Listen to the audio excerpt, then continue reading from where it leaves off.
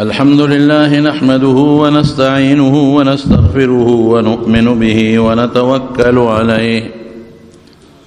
ونعوذ بالله من شرور أنفسنا ومن سيئات أعمالنا من يهده الله فلا مضل له ومن يضلله فلا هادي له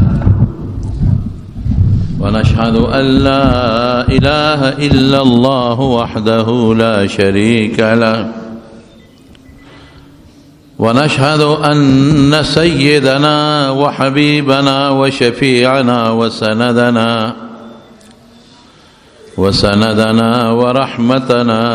ومولانا محمدا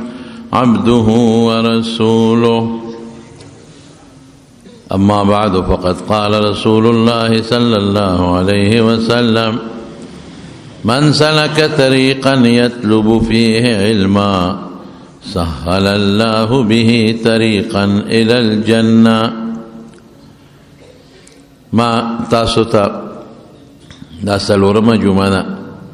دا سفر د ازبکستان سے بعضی خبریں پاتے وی نور میں دې دریو جمعو کې تفصیل تاسو ته بیان کړم. ما تاسو ته دا ویلو چې مقصد زما دا نه دی چې زه تاسو ته څه قصې وکړم، خو په دې سفر کې بعضې څه علمي خبرې دي او بعضې داسې دي چې هغه د انسان د هدایت سره او د انسان د آخرت د فایدې سره تعلق لري. نو په دې نسبت مې د دې سفر واقعات ستاسو مخکې کړل. مشهور یو ښار چې هغې ته سمرقند وایي او تاسو ته ما تېره جمعه ویلي چې دا ښار یو ډېر قیمتي ښار دی په ازبکستان کې او د تاشقند نه تقریبا د 3.5 غنټو یا د 3 غنټو په مزل لرې دی. ډېر آباد ښار دی، ډېر مزیدار. که زه ده ویم چې تاشقند دارالخلافه ده، لیکن سمرقند ښار ته چې الله کم حسن ورکړی دی دا ما په ډېرو ښارونو کې او په ډېرو ملکونو کې ونه لید. اونه پکې ډېره زیاته ده، بوټي پکې زیات دي، چمنونه پکې زیات دي او ځمکه یې داسې ده زرخیزه چې ټوله د باغونو نه ډکه ده. ګیر چاپېره باغونه او داسې باغونه چې په نظر به ته ګورې چې خدای دا د انګورو باغ دی نو دا به کله ختمیږي. قسم قسم انګور او قسم قسم میوې او پارکونه او چمنونه چې دا سمرقند بس زه به ده ویم چې په دنیا کې ما چې څه لیدلی دي کیدی شي نورو ملکونو کې د دې نه هم ښکلي ښارونه وي، خو ما چې څونه پورې اندازه اخیستې او ګرځېدلی نو ما تر اوسه پورې سمرقند ښار نخښته ښار، ښکلی ښار، آباد ښار، په اونو بوټو زرخیزه دا ما بله نه ده لیدلې. ما تاسو ته ویلي چې امام بخاري رحمت الله علیه کوم ځای کې دفن دی سمرقند په ګاونډ کې دی. د سمرقند نه 14-15 منټو په مزل دی، 24-25 کیلومیټر. ابو لیث سمرقندي لوی فقیه تیر شوی دی، لوی عالم، د دې سمرقند سره د هغه تعلق. سمرقند کې موږ چې لومبې ور داخل شو یو ځای کې م ګاڼې ودرو، یو پارک هم ولید او د هغه پارک په خوله کې یو چبوتره وه او په هغې د پاسه یو مجسمه وه، مجسمه د کاڼي بوت به ورته وویمه، یو مجسمه وه لوړه دنګه، یو سړي بوت جوړ شوی دی په پیتلو کې، یا پیتل یا تانبه، اوسپنه هر څه چې خو ظاهر کې د پیتلو تانبې ښکاري. نو زه ورنږدې شوم چې دا مجسمه بوت خو ګناه ده، خیر هغه خلک خو په دې نه دی، خو چې دا د چا مجسمه ده او دا د چا بوت دی نو په هغې لیکلي چې دا د مرزا اولوغ بیک مجسمه ده. مرزا اولوغ بیک. نو مرزا اولوغ بیگ یو تاریخی سړی تیر شوی دی. د تیمور بادشاہ زمانه کې مرزا اولوغ بیگ داسې و لکه دې زمانه کې چې د ساینس او د ټیکنالوژي یو ماهر سړی تیر شوی. دا غ زمانه د فلکیاتو د نجوم د ستورو او د دې نظام چې د انور او سپومې او ستوري د دې یو زبردست ماهر سړی تیر شوی لکه اوس داسې یو سړی وي اوس داسې نه پیښیږي اوس به یو سړی دی چې هغه به د ستورو او د سپومې د دې علوم به کړي بل سړی به دی چې هغه ته به د موسمیاتو پته لګي چې دا موسم څنګه دی او څنګه نه دی یخ کله راځي ګرم کله راځي ورځې لنډې د موسمیاتو ځان له ماهرین دي او بل سړی به داسې وي په دې زمانه کې چې هغه ته به دام پته لګېږي مثلا چې یاره دا علاقه او دا وطن دا به په کم سیزن کې یخي په کم سیزن کې به ګرمي ټایمونه اوس خو ټایم ګړی ده دی مرزا اولوغ بیگ دومره ماهر سړی په هغه زمانه کې چې هغه ته د فلکیاتو د ستورو د سپومې د موسمونو ګرم موسم به کله راځي یخ به کله راځي او تر دې حده پورې دومره علم هغه حاصل کړی بادشاه ته به وختونه خول نو د تیمور لنګ بادشاه په زمانه کې دا د هغه یو ساینسدان به وویم ورته یا د هغه یو لوی د ټکنالوژي یو ماهر سړی نو موږ په هغه پارک کې دننه چې ورلو نو د هغه میوزیم یعنی دا هغه د زمانې چې کم نایاب او ناشنا څیزونه وو په هغې کې پراته وو د هغه کتابونه پکې پراته وو د هغه کوره د ځمکې نقشه چې جوړه کړي پکې پرته وه او یو ځای مو ولیده یو برنډه غوندې وه په هغه برنډه کې داسې لاندې یو لښتې تللی و پوخ رکوټې غوندې لښتې و داسې یو فوټ بای فوټ به یا فوټ به پلن و داسې 2-3 فوټه جور به پوخ بره برنډه وه دا داسې د تلې و لاندې کوشوي و بیا داسې بره راوتی و ما دا ملګري نه تپوس وکړم او بال پکې پروت و یو غټ بال خوا کې ورسره پروت و مې دا څه شی دی وی دې به دا بال به په دې کې رغړاو د میرزا اولوغ بیګ او په دې بال باندې به د معلومات اخیستل دا هغه څه خپله تجربه به وه دلته به ناست و دا به یې رغړاو هغه سره پورې بیا به یې د هغې سر نه را رغړاو نو په دې به هغه څه نقشې معلومولې میرزا اولوغ بیګ او دا میرزا اولوغ بیګ 1394 عیسوي کې پیدا شوی دی او په 1449 کې 1450 کې دی وفات شوی دی او قبر یې کوم ځای دی مونږ چې لږ مخکې لاړو نو یو شاهي مقبره وه لوی شاهي مقبره په هغه شاهي مقبره کې صاحب من د تیمور لنګ بادشاه مقبره وه د هغه ټول خاندان د هغه رشته داران دا په هغې کې دفن و تیمور لنګ او تاسو ته به دومره لږ وضاحت وکړم د تیمور لنګ بادشاه متعلق دی په 1376 عیسوي کې پیدا شوی دی او په 1405 کې دی وفات شوی دی او دی لا ماشوم و د استازو علي بیګ نو هغه به د ماشومان چې روانې کوي خلک یې وایي نو دی علي بیګ دا تیمور لنګ ماشوم دی هغه وخت کې پلار یې راوغوښته وی ما په جون کې ټول ماشومان والی دي دله ما اوسه پورې ډب نه دی ورکړی ځکه ستا دا بچې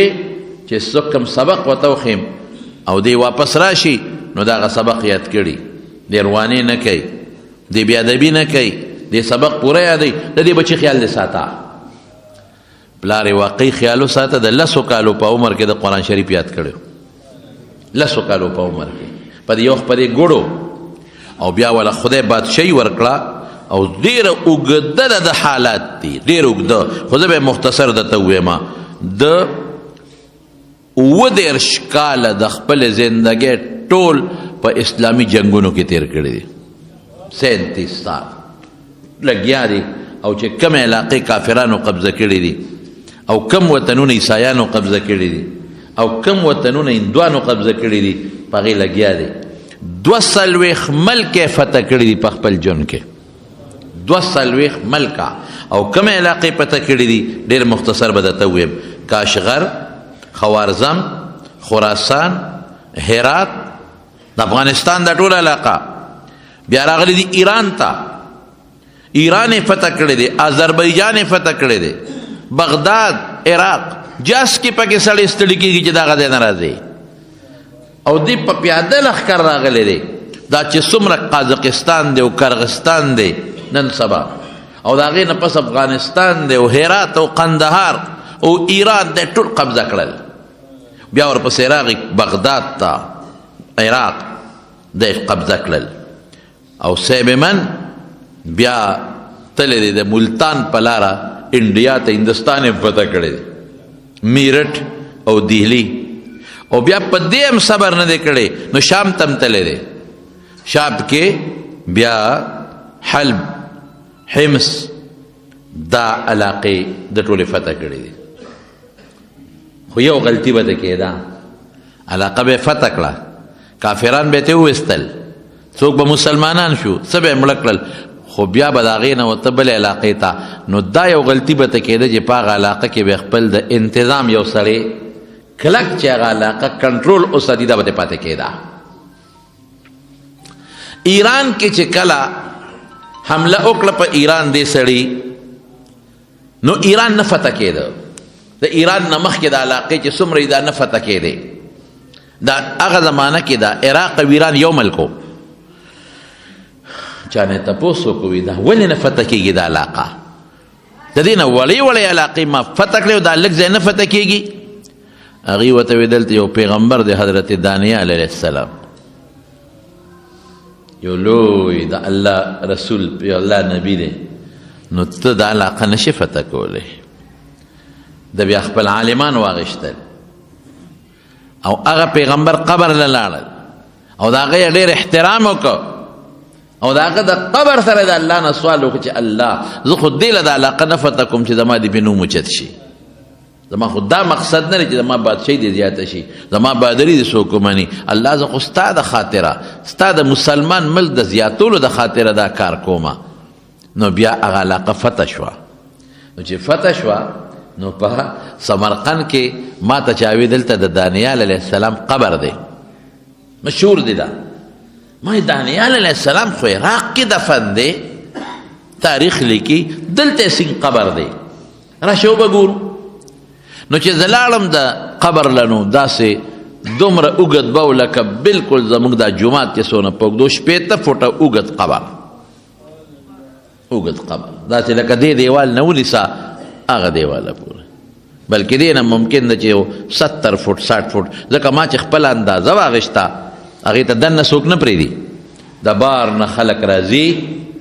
او بار برنډه لګېدلې ده بینچونه پراتي او هلته کې په هغه بینچونو خلک کینی او خپلې دعاګانې او ذکر و اذکار کوي د چې ورغلم ما خو منلم نه چې دا د دانیال علیه السلام قبر دی خو هغې وی دا د هغه قبر دی نو ما هغه هلک ته وایي چې هلکه دغسې خپل تعارف میلمه پاکستان نه راغلي هغه دروازه کوله وکړي ښځه ورننوځئ موږ ورننوتو نو غټ قبر و غټ داسې یو 3-4 فوټه پلن غټ قبر اوچت د ځمکې نه شین مضبوط غلاف پې د پاسه پروت یو شان او په هغه غلاف د قرآن شریف ایتونه او سورتونه لیکلی شوي دي او دومره اوږد تقریبا 4 فوټه خوچه پلن او داسې 3-4 فوټه د ځمکې نه اوچت او 15 فوټه یا فوټه اوږد موږ لاړو ومو کتل ما بیا تپوس وکړم زما ذهن خدا نه اخلي چې دا دانیال علیه السلام قبر دا زما عقل لالي دا ټیک ده چې دغه زمانې خلک اوږدو دا موږ منو خو دومره اوږده هم بیا نو دا خو زما عقل نه اخلي نو بیا یو عالم ما ته دا قصه وکړه ما ته وی چې دا د دانیال علیه السلام قبر نه دی مې ولې دا دومره خلک ولا راځي او دلته کې یو جشن هم جوړ کړی دی ما ته وی دا چې کله تیمور لنګ ایران فتح کو نه فتح کېده او بیا د قبر سره د الله نه دعا وغوښته او ایران فتح شو نو هغه بیا دا چل وکړه چې د دانیال علیه السلام د قبر د ویښ نه لږې معمولي وکنسته هغه لږه خاوره راوړه هغه خاوره یې دلته اچولې ده او په هغې د پاسه یو پردي غوندې قبر جوړ کړی دی خلک دنیا راځي خلک خو په دې نه پوهېږي که او هغه زمانه کې خو اسلام نوی راغلی دی او یا 15 او یا کاله پې د روس تېر شوي دي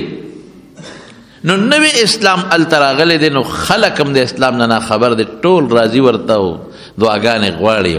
او بله ناشنا مې ده ولیده چې دا قبر په غونډی دی چې لاندې کوس یو چینه ده ډېرې خشته اوبې دي مزیدار. او دا هغه چینې نه یو معمولي غوندې لختې دننه په ځمکه کې پټ بوتلې دی او یو ځای کې پې برنډه جوړه کړې ده او ټوټۍ لګولې دي، قدرتي اوبه بیا کې او خلک کاسو کې دي او سکي. نو ما لکه دا اوبه د څه دي؟ ما ته چا وی دا هغه چینه ده چې ایوب علیه السلام کوم ځای لمبلي و، مې دروغ مه وایه، هغه دلته نه دی راغلی ایوب علیه السلام او نه دلته لمبلي. یعنې خلک په دغه سوچ روان دي، کټوري پراته دي اوبه څکي، او دا د ایوب علیه السلام د زمانې چینه ده او هغه دلته لمبلي و، ما یې دروغ مه وایه. یو عالم ما ته وایي چې نه هغه خو نه ده، خو موږ اورو داسې چې تیمور لنګ د دانیال علیه السلام د قبر خوره د ویښ نه راوړو دلته کې واچوله او قبر یې پې جوړ کړو، نو هغې سره دا چینه پیدا شوې ده او د هغې نه د اوبه روانې دي. بهر کیف ستاسو ذهن کې مې دا واچوله چې د دانیال علیه السلام دا قبر چې تاریخ لیکي چې په تاشقند کې دی یا خلک وایي سمرقند کې دی، نو دا دروغ وایي، دا فردي قبر دی. او که تاریخ لیکي چې دا هغه چینه ده چې ایوب علیه السلام لمبلې دي، نو تاریخي د غلطه خبره ده. ایوب علیه السلام دغه علاقې ته نه دی تللی. نو د تیمور لنګ بادشاه دا یو کمالو چې هغه دا ټوله علاقه او دنیا فتح کړله. بیا روس ته لاړ، روس یې فتح کړ، او چین ته هم ته چین یې فتح کو، خو هغې کې بیا دی وفات شو. د هغه قبر له لاړو، شاهي مقبره ده، دنیا والا راځي، خو بره یې ماډلې جوړې کړي دي او اصل قبرونه د ځمکې لاندې دي، د هغوی دا طریقه. نو چې قبر ته ودرېدو نو سړي نه مې تپوس وکړ، لیکلي هم دي پې د پاسه، مې دا د چا قبر دی؟ وی دا تیمور لنګ، دا په یو خپګوړو د ده قاضي القضات څوک پاتې شوی دی؟ د طالبانو ته پته، تاسو ته پته نشته، علامه تفتازاني رحمت الله علیه دا ډېر لوی شخصیت تیر شوی دی. علامه سید السند دا د قاضیان پاتې شوي دي، او دې قمقل نه به یو کار به ده کو، د چې به کوم سړی قاضي که هغه سړی به قاضي کو چې د هغه نه به د په علاقه او په وطن کې لوی ملا نو، دا د یو مسله وه. نو که بل سړی به راغی او هغه به وی چې صاحب د دې قاضي قضات نه چیف جسټس نه زه زیات مولی یم، نو ده به ورته مناظره وکړې، بحث وکړې. نو که ته پړ کړې نو ابه یو که ادې پړ کړ نو ابه کوزوم تا به قاضي کوم. قمقل وکړ، بې وقوفو، دی غلط کار کړی دی. نو علامه تفتازاني ډېر لوی ملا تیر شوی دی، ډېر لوی عالم تیر شوی دی. نو هغې قاضي القضات او چیف جسټس، نو دا سید السند دا هم ډېر لوی عالم دی. نو دی راغې درخواست یې ورکوي، صاحب د دې قاضي القضات ما کې قابلیت دی، ما ولګوه. وی راځه تفتازاني سره مناظره وکړه، باس دواړه وکړه. چې باس یې وکړه په یو وړه غوندې نکته کې تفتازاني غریب لږ ونښته، یو ونښته، نو بیا د هغې لرې که تفتازاني او د هغې په ځای دا سید السند قاضي القضات کا. نو قمقل سړی دی، بعضې وخت کې لوی عالمي لوی مولی، یو ټکې به ورته نه یاد، یو مسله به تېره شوي، یو خبره کې به هغه وخت سره په ذهن کې نه. بیا علامه تفتازاني غریب د دې غم د لاسه څو میاشتې پس وفات هم شو. نو ما هلته تپوس وکړه، علامه تفتازاني خو د چیف جسټس و، د هغه قبر چاته پته نه لګېده. سید السند دا خو د لوی شخصیت او چیف جسټس و، قاضي القضات د هغه قبر چاته پته نه لګېده. خو د ده د قبر خوا کې بیا هم پکې یو ادب پکې و، د قبر نه سر ته یو بل قبر دی. نو زه هغه ته ودرېدم، مې دا به د امیر تیمور قبر وي. نو ما ته هغې وي چې نه، دا د امیر تیمور قبر نه دی، دا د هغه د استاذ او د هغه د پیر قبر دی. او وی ده دا وصیت کړی امیر تیمور چې ما کله خښوی نو ما به د دې خپل استاذ په خپو کې خښوی، دا زما استاذ دی، دا زما پیر دی، نو زما قبر چې ما کله خښوی نو ما به د خپل استاذ خپو ته خښوی. نو دی د هغه خپل استاذ خپو ته دفن دی، د هغه استاذ نوم یې سید برکه دی، سید برکه، ډېر لوی نیک سړی تیر شوی دی. او بیا عجیبه ځان له ځای خوښ کړی دی. یو طرف ته د یو بل ډېر لوی بزرګ د سید عمر ورته وایي، سید و د هغه زمانې ډېر لوی ولی الله د زمانې و، یو خوا ته د هغه قبر دی، او بل خوا محمد سلطان، محمد سلطان دا د خاص مشیرو او ډېر نیک سړی او لوی عالم و. ما ویل لکه هوښیار سړی دی، یو خوا ته سر ته د لوی بزرګ، ګس طرف ته بل لوی بزرګ، خی طرف ته بل لوی بزرګ. نو داسې ځای کې دی دفن دی. د پاسه پې غټه ګنبد دی او شاهي مقبره کې د خښ دی دفن دی. زما وروڼو د بزرګانو د نیکانو خوا کې په مقبره کې خښېدل دام د انسان دپاره ډېر بې برکت دی. وی الله ما شام ته ورسوه بیت المقدس سره چې خوا کې د دفن شم. نو د نیکانو خلقو د عالمانو خوا کې خښېدل دا ځان له یو خبره ده. نو شیخ الهند صاحب نه چا تپوس وکړه چې د نیکانو خوا کې چې سړی دفن شي دله د هغې نه څه فایده شته؟ دله څه فایده ده؟ دا انسان خو خپل عمل پکارېږي. هغه ورته غږ ونه چپ پاته شو. څو ورځې پس هغه شاګرد لګیا دی شیخ الهند ته ببوزی وایي. نور کسان هم ناست دي دې خوا شاته مخکې رستو او دې ناستې منځ کې ببوزی وایي. نو شیخ الهند هغه شاګرد ته وایي وی دا ببوزی چا ته وایي؟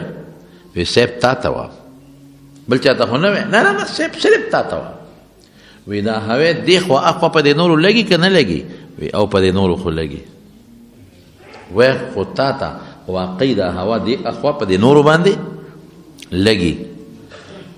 وی اوس تا مسله حل شوه، پوه شوې که پوه نه شوې؟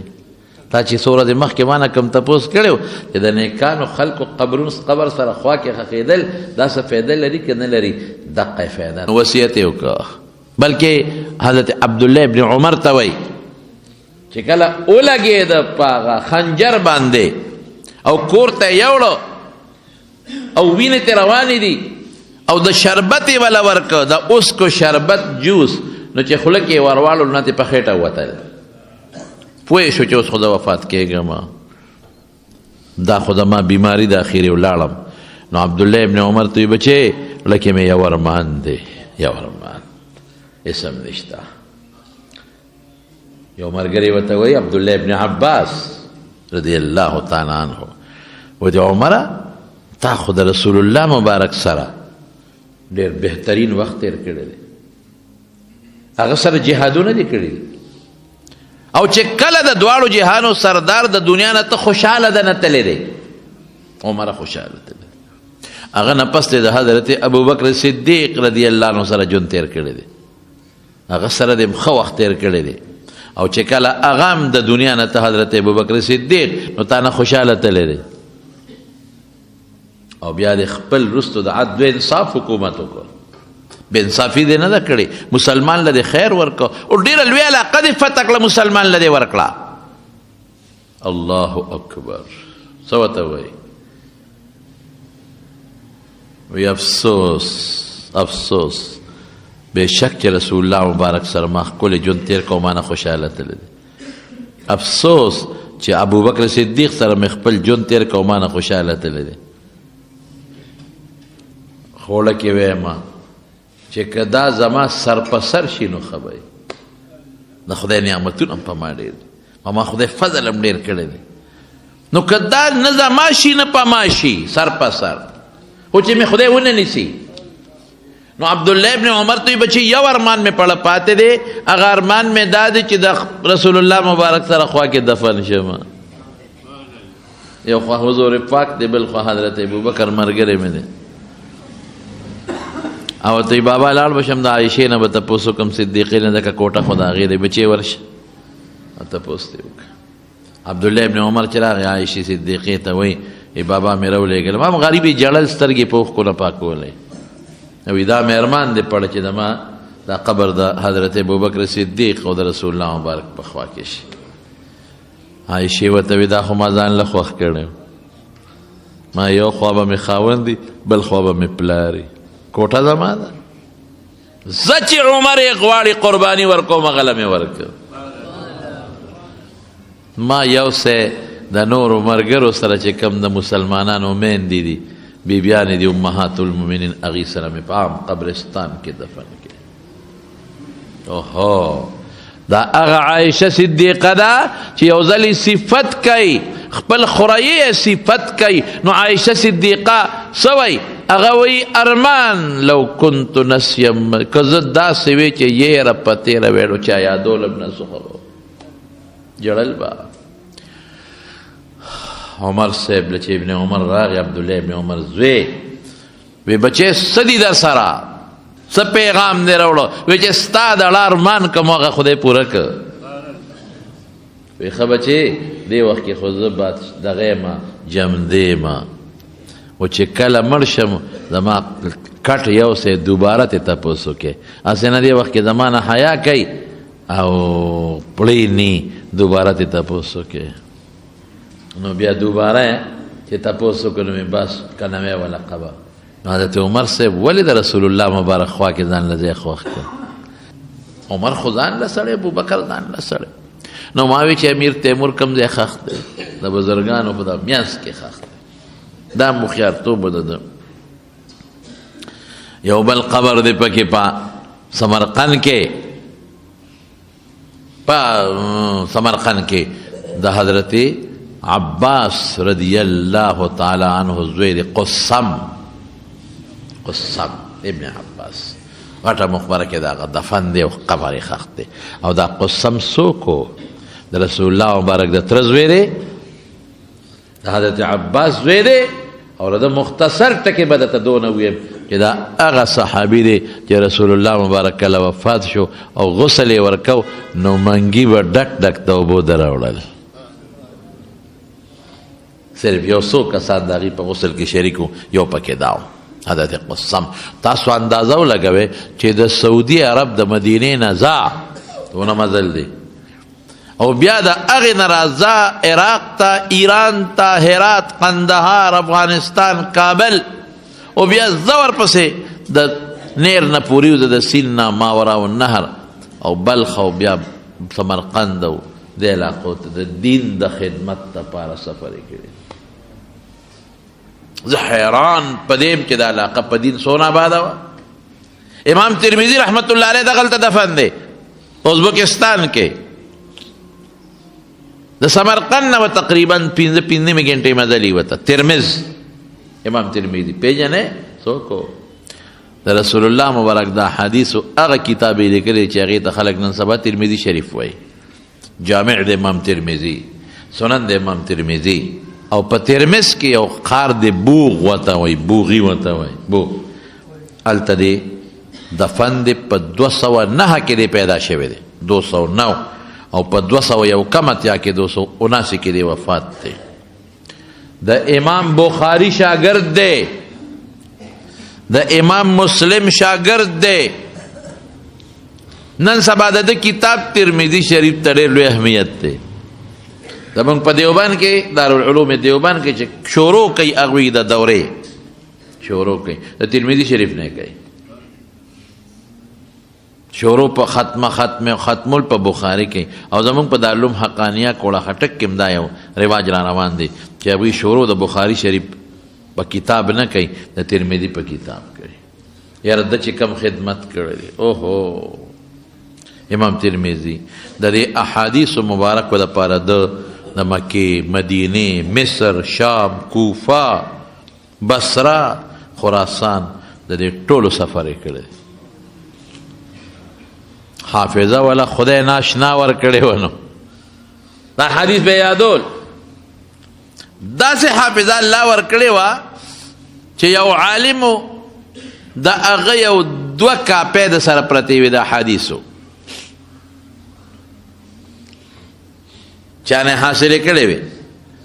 ده ته پته ولګېده چې هغه مولانا صاحب خو دلته راغلی دی هغه شیخ الحدیث د حدیث استاد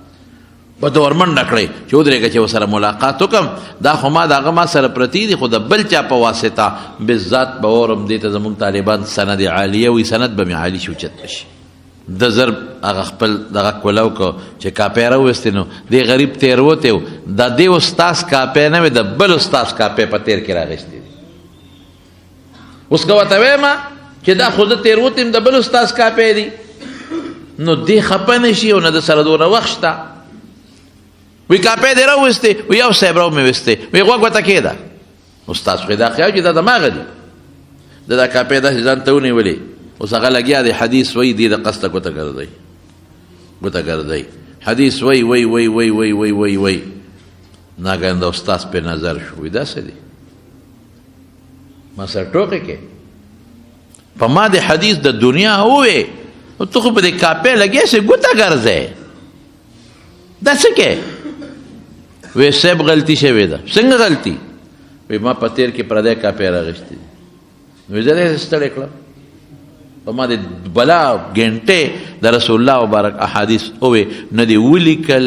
زما غ نشته نو زه دې هسې ستړی کړم ټوکې را پورې کې نو استاد ورته وایي دا د مخکې یادې کړې وې که اوس وي قسم د الله په ذات چې دا اوس تا اوې ما په دغه وخت یادې کړې اتفاق ته وګوره چې دې راغې قلم کاغذ یې وکته نو صحیح نه وه پاڼې خو شته قلم شته خو صحیح نشته د قصد قلم راواغېسته او استاد ته وی جی وایه وی لیکه وی ښه د قلم راغشتې دي او په هغه کاغذ هسې د قصده ګرځئ استاد لګیا دی حدیث ورته وی وی وی وی وی او د قصد هغه ګوته قلم په هغه تشه مشوڼۍ کې وردننه کړي او لګیا دی چې استاد وکتل داسې نظر یې واچو کاغذونه تش پراته دي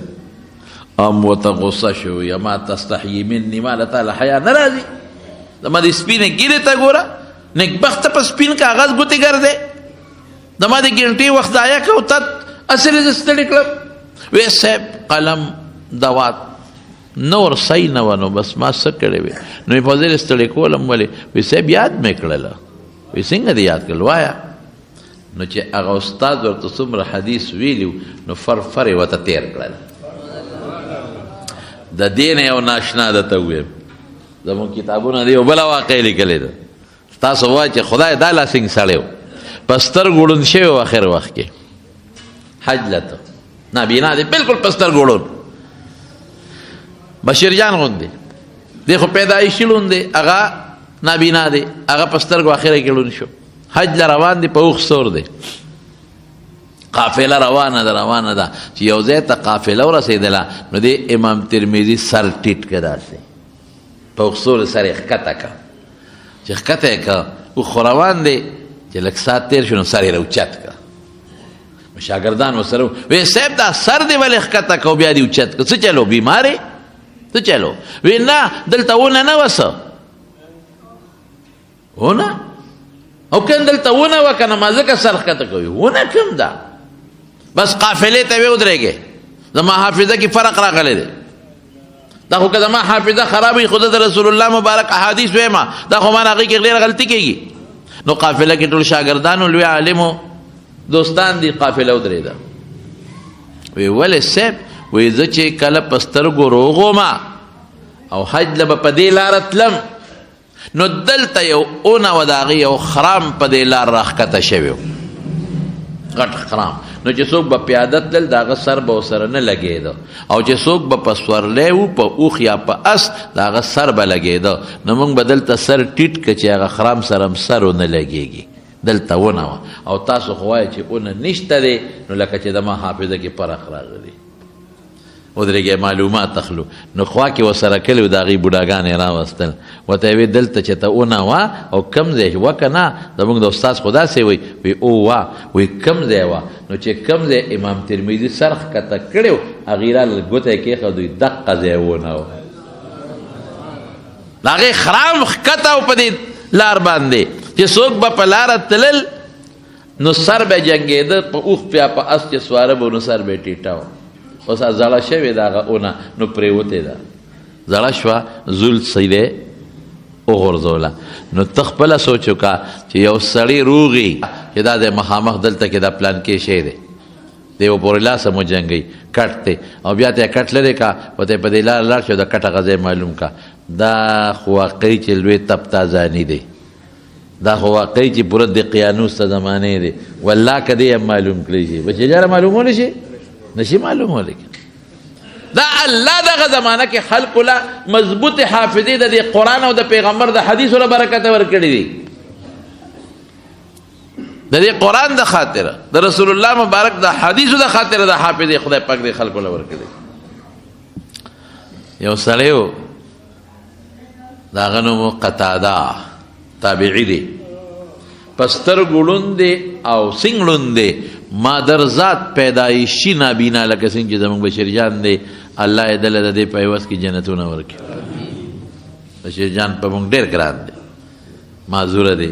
دا شکر درته زه وایم بشیر جانه ته خو د خدای شکر ادا کا چې تا له خدای پاک د رسول الله مبارک نعتونه په زړه کې اچولي او ته لګیا و د پیغمبر مبارک صفتونه کې که دا دې نه وي نو بیا به دې څه کول؟ بیا به په سړکونو پېښور کې ګرځېدې او خلکو ته به دې لاسونه نیول او ویې به چې خدای مو بخښه نابینۍ مو وړوندې ما سره امداد وکړي. سوال به دې کوو د رسول الله مبارک د نعتونو د برکت نه الله تعالی هغه مقام درکړی دی چې مولیان دې مخکې نشي ودرېدی. دی خو جلالي سړی دی خو چې ما په جوش کې راشي بیا مولیان هم ته تختی، بیا مولیان هم ته تختی. خلک یې لحاظ کوي که نه؟ او چې کوم عالم تقریر کوي او د نعت ټیم پکې راغی وای خدای خیر پکې واچوي دی هلته ورته ورپاسې وي کوزېږي که نه کوزېږي؟ نو وروره ته خو ځان له دمدمې خو که یو غرض دی ورکه سړی له لاندې سو باسې خامخا به کوزېږي. خلک یې قدر کوي، عزت علما قدر کوي، احترام کوي، عزت کوي. د دې وجې نه چې دی معذور هم دی، اواز هم خشته دی، د رسول الله مبارک مداح دی. او زمونږ خو یار زه درته وایم زما په ټوله دنیا کې زما دقه یو ته مرید بل مې نشته. دی وایي زما په بیړه دنیا کې هم ته یو پیر بل مې نشته. واقعي په باران کې، په زول کې، په طوفان کې، په سیلۍ کې هر وخت دی راځي او زمونږ د دې بیانونو خدمت کوي. دا نه چې زمونږ بیانونه دنیا ګوټ ګوټ ته ورسېدل، الحمدلله دا د دې نابینا د دې بشیر جان برکت دی. خدای دې خوشحاله کړي. بهر کې زما وروڼو خبره مې دې پورې کوله چې دې په سترګو ړوند دی اوس پیدایشي ړوند. نو دې به ته د سعید ابن مسیب مجلس ته، سعید ابن مسیب بل یو تابعي دی ډېر لوی عالم،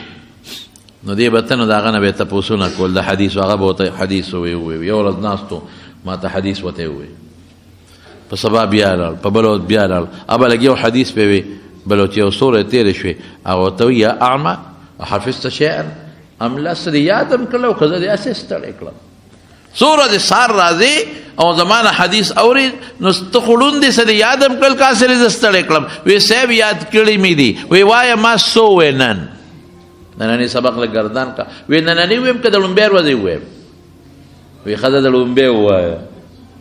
د لومبۍ نه یې ورته شروع کړه سألتک عن کذا فقلت لي کذا، ما د نه دا تپوس وکړه ته ده ووایي، بیا دې ده ووایي، بیا دې ده ووایي، بیا دې ده ووایي. او په دې منځ کې به یې وی وسألت عن الحسن، حسن بصري نه مې پکې تپوس کړی، پکې دا خبره کړې ده چې د یو څلورو پنځو ورځو سبق یې ورته ورګردان که په هغه ترتیب چې په کومې ته یې اورېدلی و.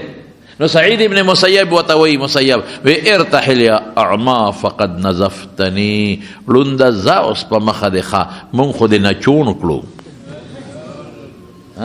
دا حافظه، دا شیخ الحدیث.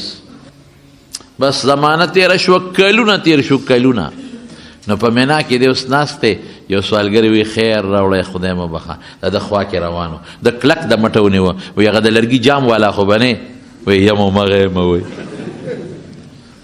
څو کاله پس د اواز نه پېژندګلو. زما وروڼو اصل خبره دا ده چې دغه علاقه یو زمانه کې د علم مرکز و. امام ترمذي، امام بخاري غوندې شخصیات پکې تیر شوي دي.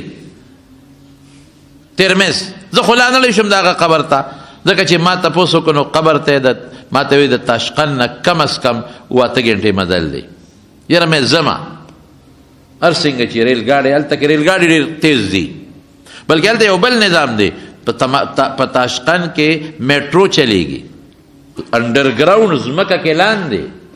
او ځمکه کې لاندې چې کوز شي نو میټرو چلیږي، پکې ناشنا میټرو ده، حیران بشي، ټیشنې دي پکې. بس هغه یو 2 منټو له ودرېږي او خلک ټکټ به مخکې هلي چې ورکوزېږي ټکټ به اخلي. بس بیا ټکټ کلینډر پکې نشته چې څنګه ودرېږي بس ورو بخېږي. او هغه ډرایور دونه تجربه کاري چې خلک څنګه کوشي اوس په یو منټ کې بخېږي او کوزېږي به بس څوک کوشي او څوک ورخېږي چې وروخېږي بس دروازې اټومیټک بند شي او دی روان شي. یو 4-5 منټه کې دومره سپیډ کې رواني بل ټیشن ته ورسي. هلته اعلان وکړي هغې په هغه بوکی کې چې پلانکي ټیشن ته کسان ودرېږي مونږ ودرېږو. نو هلته ودرېږي نو بس دروازې اټومیټک کولو شي، نو خلک کې څوک کوشي او څوک ورته راوخېږي. دونه ښه خلک دی. مونږ چې په یو ټیشن وروختو که نه ما هغې کې هم چکر وه چې څنګه وروختو نو هلکانو چې مونږ یې څنګه ولیدو مونږ لا ختلي نو چې مونږ ته سیټونه پرېښودل او په خپله ودرېدلې دلته کښېنئ. ډېر احترام پکې ډېر زیات دی. ایرپورټ کې خو دلته پلین کې به ودرېږي که نه، که د زماني بوډا هم وي خو څوک چاله نمبر نه ورکوي هر سړی په خپل قسم په الله چې موږ ورسېدو په ایرپورټ ودرېدو نو زموږ نه یو 15 هلکان مخکې ولاړو هغوی زر وروستو شو موږ یې مخکې کړو دونه احترام دی پکې میټرو بیا څه ده په ځمکه کې لاندې سورنګ دی سورنګانو کې رواني صرف ټیشن دپاره ځای کولو پرېښی دی نو ما بیا ورته وی چې یو بله میټرو هم شته مې کوم ځای وی غره دې نه لاندې ده او اکثر په پول ګاډي نه ورغلي چې وغورځېږي لاندې دې ته نظام وایي په ټول تاشقند کې دا م واوره په ټول تاشقند کې په هر کور کې په هر هوټل کې په هر غسل خانه کې په کور کې په هر باتروم کې ګرمې اوبه به چلیږي په پیپونو کې بلکې هلته خو یخني په دې ورځو کې واورې غورځېږي د اوسپنې چتونه دي نو هلته کې په کمرو کې د هیټرې لګېدلي خو د ګیس هیټرې نه دي د چوله نه ده د دغه ګرم اوبو هیټرې دي هغه داسې مخصوص هیټرې جوړې کړي چې هغه ګرم اوبه پکې تاویږي نه هغه ګرم اوبو سره کوټه ګرمېږي غسل خانه کې هم دغه لګېدلی دی په برنډو کې هم دغه لګېدلی دي هغه ګرمې اوبه خوټ کېدلې اوبه پکې تاویږي هغې سره کوټه ګرموي وایي لکه دا اوبه څوک کوم ځای ګرمېږي وایي دا حکومت تنظام کړی دی په ټول تاشقند کې په ټولو کورونو هوټلو کې دقه ګرمې اوبه روانې دي خدای چې حکومت یې په څه ګرموي او دا په دې ټولو غسل خانو کې چلیږي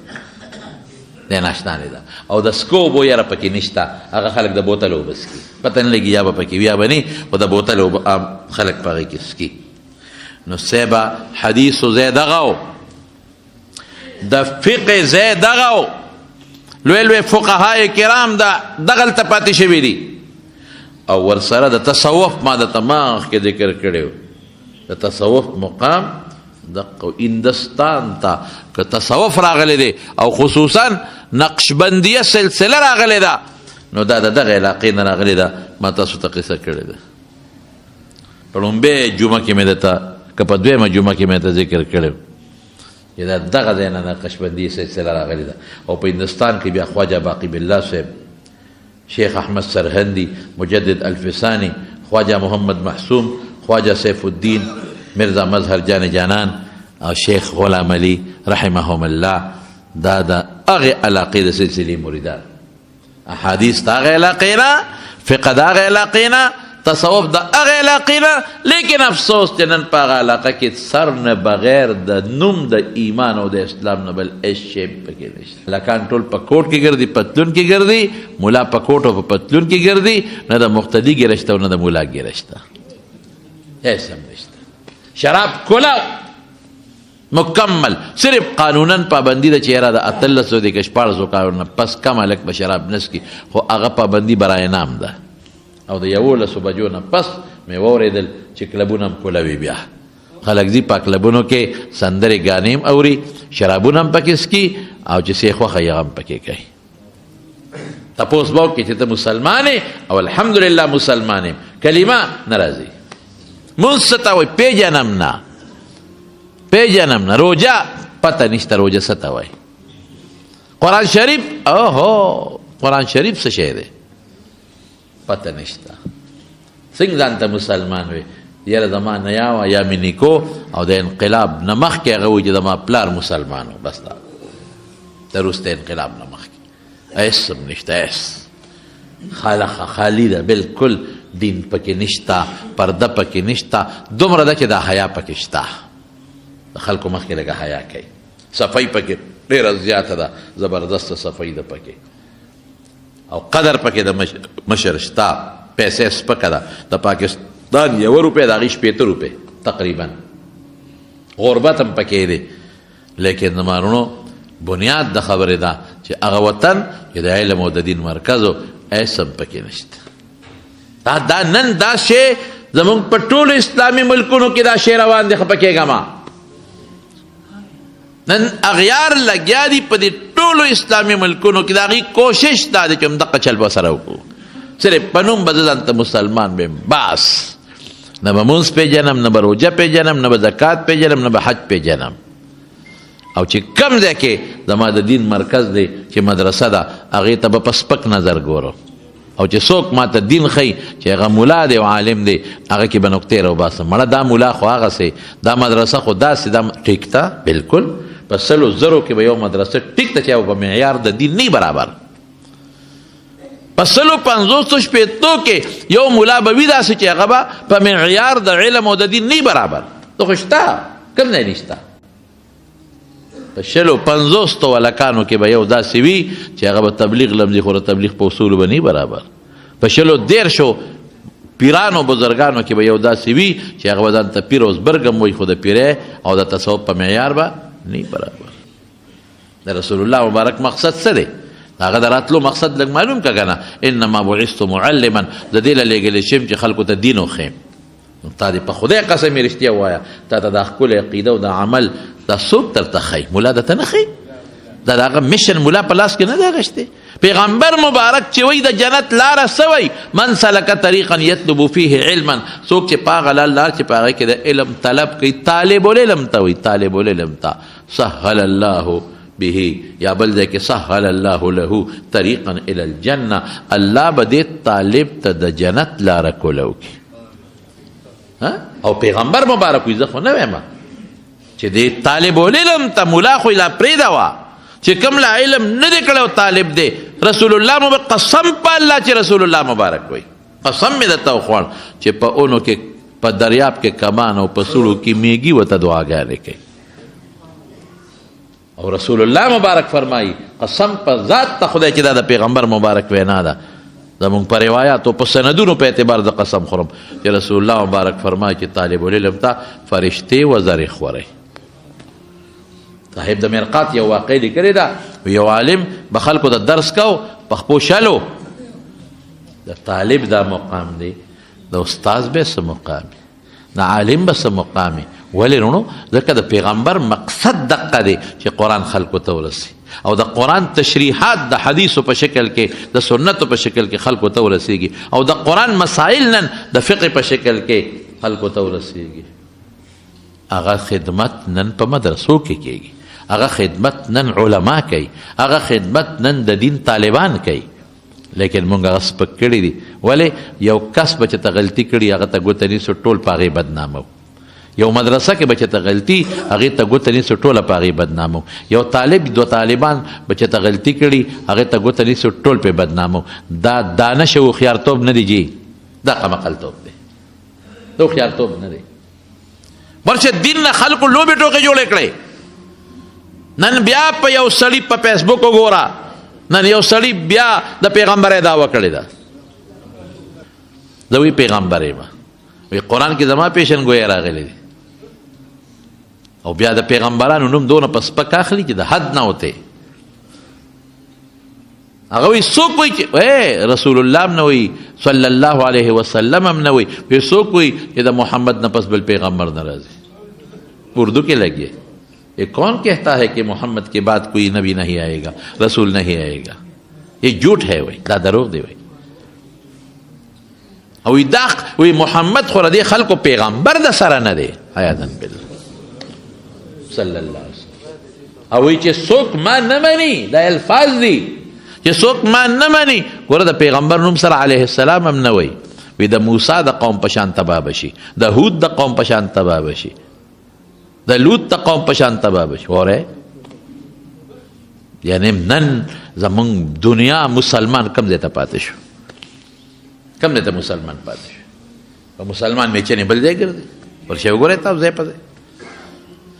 د پیغمبر پورې هتک کېږي ټوکې کېږي خنداګانې کېږي هالینډ ته وګوره د پیغمبر خاکې جوړېږي او زما خپل مسلمان د رسول الله مبارک امتی هم نن په دې چالونو کې پروت دی خدای ته وګوره د مارونو یو خبره ذهن کې واچوي زه د سیاست خبره سره په دې سټیج نه کوم نه مناسبه ده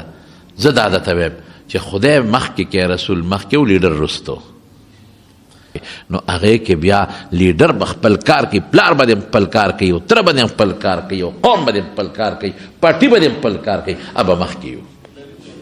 او که ته وایې نه نه دا داسې ته د لیډر دپاره په هغې کې تاویلات کوې نو ایمان کې د خطره ده بیا احتیاط پکې په دې مسلو کې نو نن دنیا لګیا ده د اسلام او د دین خلاف بار کې دا خو مې دا ازبکستان سفر و څه بعضې حالات پکې د دین او د اسلام و مې درته ذکر کړل. او یوه خبره دلته کې څه مړي م شوي دي ما ته خو پته نه وه چې څوک مړه دي. ایسیزو نجیب حاجي صاحب اوخې وفات شوی دی پېښور کې. دلته مونږ له منزله به راته که نه حاجي صاحب ډېره موده وشوه کال وشو چې نه دی راغلی. رندار وفات شوی وه بلکل پرون یې ما ته ټلیفون هم کړی و خو د خواکوړي کې هم الله دې مغفرت نصیب کړي الله دې وبخي. او دا څوک دی ملکزو کې څوک دی ملکی امان خور وه الله دې مغفرت نصیب کړي خدای پاک دې وبخي. او دا ملګري څه دعاګانې غواړي خدای دې قبولې کړي. او جی حمیدالله صاحب زموږ دوست دی هغې ته هم څه پریشانۍ دی الله دې په خوشحالو بدله کړي. او زه به تاسو ته یو بل هم دغه وکړم زموږ د حضرت شیخ صاحب مولانا حسن جان صاحب رحمت الله علیه بیبي اوس وفات شوه د مانځه نه لږ مخکې لا جنازې ټیم نه دی مقرر اوس وفات شوه. نو هغه هم هغې دپاره هم لږه دعا وکړې. او موږ سره خو نسبت و او د شیخ صاحب بیبي وه ډېر خدمت یې د علماو هم کړی د هغې هم کړی دی خدای پاک پرې ډېر فضل هم کړی ډېر عمرې حجونه هم کړي ډېره نیکه بیبي وه انتهایي نیکه بیبي وه چې رښتیا خبره پلار یې ډېر لوی عالم تېر شوی دی والد محترم یې د ټول وطن استاذ و مولانا رحمان الدین صاحب رحمت الله علیه. او بیا زموږ د شیخ صاحب کور والا وه مولانا سنجان صاحب رحمت الله علیه ټبر و. نو اوس چې زه راتلم دقه وخت کې وفات شوه او لا جنازې وخت نه دی مقرر.